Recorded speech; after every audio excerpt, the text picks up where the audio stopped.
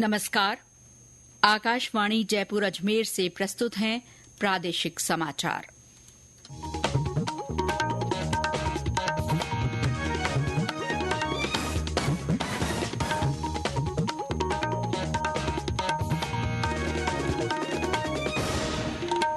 मुख्य समाचार। केंद्रीय मंत्रिमंडल ने 12 नए ग्रीनफील्ड औद्योगिक स्मार्ट शहरों को मंजूरी दी। योजना में जोधपुर और पाली भी शामिल। चिकित्सा कर्मियों की सुरक्षा के लिए गठित राष्ट्रीय कार्यबल की बैठक में राज्यों के मुख्य सचिवों और पुलिस महानिदेशकों के साथ सुरक्षा के उपायों पर चर्चा। अपराध नियंत्रण, कानून व्यवस्था और जन सुरक्षा से जुड़े सरोकारों पर राज्य के शीर्ष पुलिस अधिकारियों का 2 दिन का सम्मेलन कल से जयपुर में। और प्रदेश के विभिन्न बांधों और जलाशयों में पानी की आवक जारी। टोंक के बीसलपुर बांध में पानी का स्तर 314.3 RL मीटर हुआ।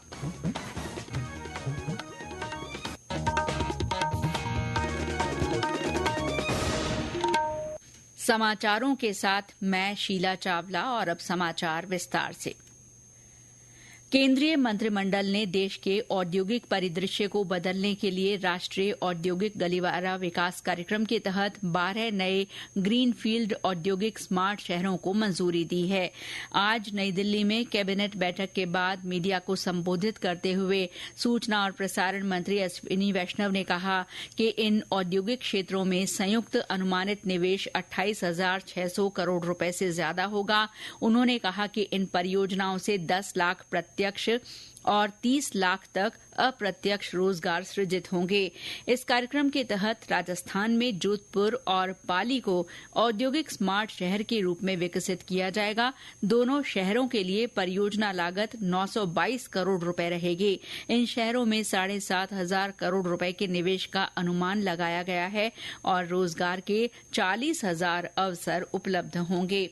मंत्रिमंडल ने 234 नए शहरों में 730 निजी FM चैनलों की नीलामी करने का प्रस्ताव स्वीकार कर लिया है। मंत्रिमंडल ने केंद्रीय क्षेत्र की योजना कृषि अवसंरचना कोष के विस्तार को भी मंजूरी दे दी है।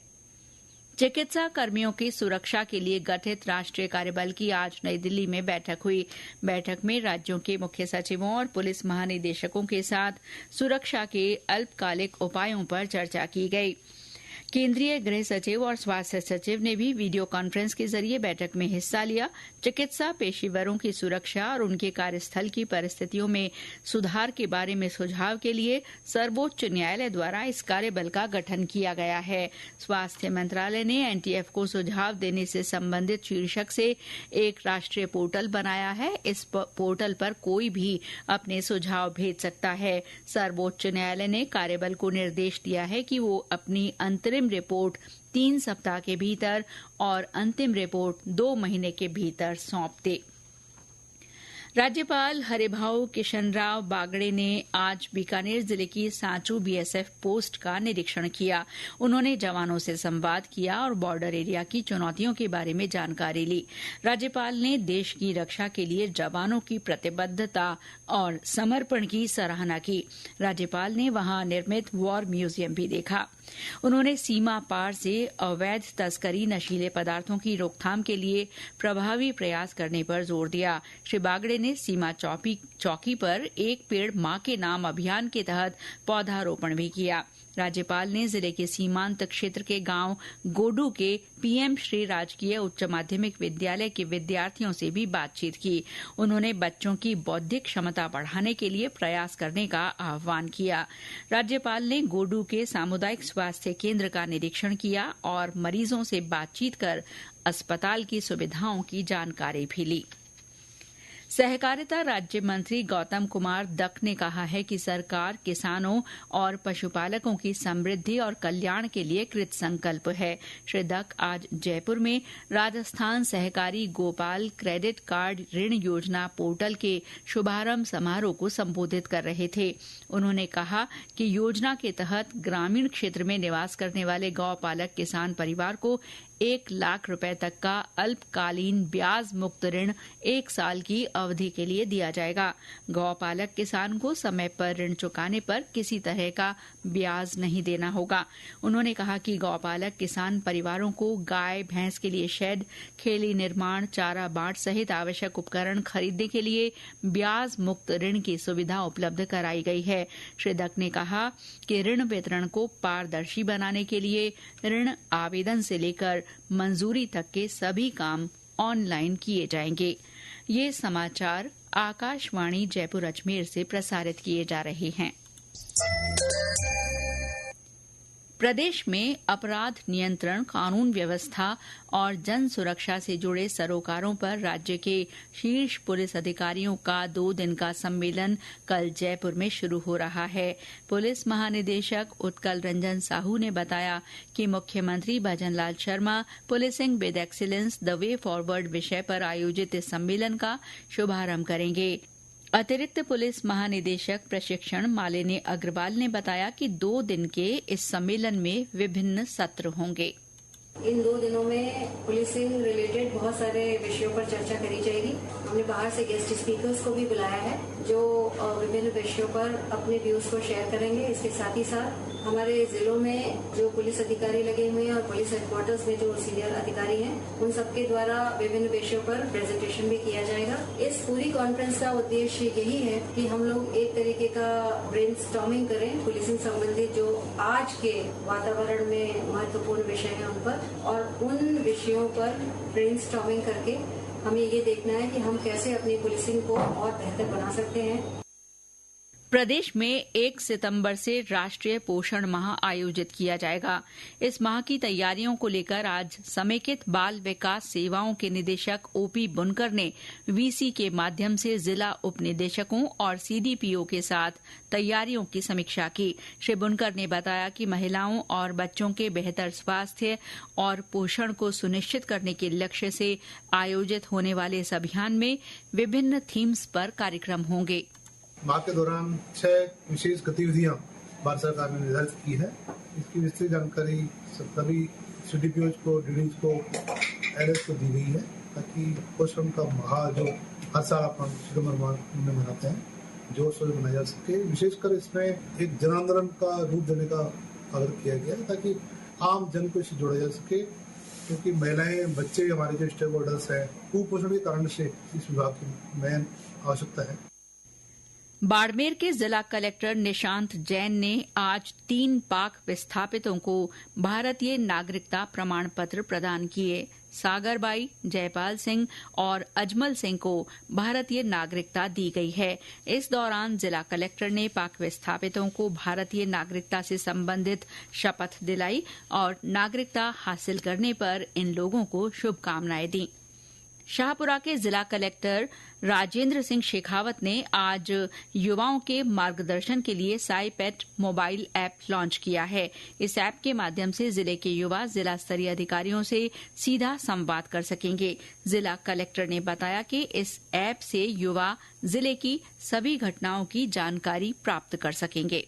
युवाओं को मार्गदर्शन देने के लिए जो साईपेट नाम का जो ऐप हमने जो लॉन्च किया है उसका उद्देश्य यही है कि जो दूर दराज लोग बैठे हुए हैं जिनको कोई जानकारी नहीं है या जो सारे अखबार वगैरह अवेलेबल नहीं होते हैं या फिर बहुत सारी चीजों के बारे में उनको जानकारी नहीं होती, जैसे क्या क्या अपॉर्चुनिटीज है, किस तरह से कंपटीशन फाइट किया जा सकता है, किस तरह से इंटरव्यू दिया जा सकता है और किस तरह से विदेशों में जाके पढ़ाई की जा सकती है, राज्य सरकार या केंद्र सरकार की कौन कौन सी स्कीम्स है और स्किल डेवलपमेंट करने के लिए जो लोन फैसिलिटीज है जैसे इंडस्ट्री डिपार्टमेंट की या जो भी है, ये सब एक प्लेटफॉर्म पे उनको मिल जाए, इसके लिए हमने तैयार किया।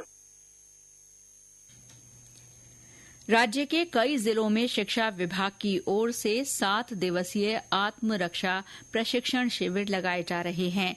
डीग में भी इसी तरह का प्रशिक्षण शिविर आयोजित हो रहा है। हमारी डीग संवाददाता ने बताया कि शिविर में प्रशिक्षण लेने के बाद शिक्षिकाएं अपने अपने स्कूलों में बालिकाओं को आत्मरक्षा के लिए प्रशिक्षण देंगी। जिले के लाला मनोहर लाल राजकीय बालिका सीनियर सेकेंडरी स्कूल में आयोजित शिविर में ब्लॉक की शारीरिक शिक्षिकाएं आत्मरक्षा में प्रशिक्षित हो रही हैं। इस शिविर में महिला शिक्षिका प्रशिक्षित होकर अपने अपने स्कूलों में बालिकाओं को आत्मरक्षा के लिए प्रशिक्षित करेंगी, जिससे बालिकाओं में आत्मविश्वास की बढ़ोतरी होगी। आरजू शर्मा, आकाशवाणी समाचार, डी। और अब मौसम। प्रदेश में कुछ स्थानों पर भारी बारिश हुई है। सिरोही के माउंट आबू के अलावा श्रीगंगानगर के कुछ स्थानों पर 70 से 90 मिलीमीटर तक बरसात दर्ज हुई है। श्रीगंगानगर और हनुमानगढ़ में आज भी मूसलाधार बारिश हुई है। श्रीगंगानगर में तेज बरसात के बाद निचले इलाकों में पानी भर गया। इसके अलावा चूरू, भरतपुर, धौलपुर में हल्की से मध्यम बरसात हुई है। इस बीच प्रदेश के विभिन्न बांधों और जलाशयों में लगातार पानी आ रहा है। टोंक के बीसलपुर बांध में पानी का स्तर बढ़कर 314.3 आरएल मीटर हो गया है। मौसम विभाग ने कहा है कि आज बाड़मेर और जैसलमेर जिले में कई जगह भारी बारिश की संभावना है। विभाग ने ये भी कहा है कि प्रदेश के पूर्वी हिस्सों में आज से भारी बारिश की गतिविधियों में कमी होगी। आगामी 48 घंटे में भरतपुर, जयपुर और उदयपुर संभाग में कहीं कहीं हल्की से मध्यम बारिश की संभावना है। कोटा, उदयपुर, भरतपुर संभाग में 2 सितंबर से बारिश की गतिविधियों में फिर से बढ़ोतरी होने और कहीं कहीं भारी बारिश का दौर शुरू होने की प्रबल संभावना है।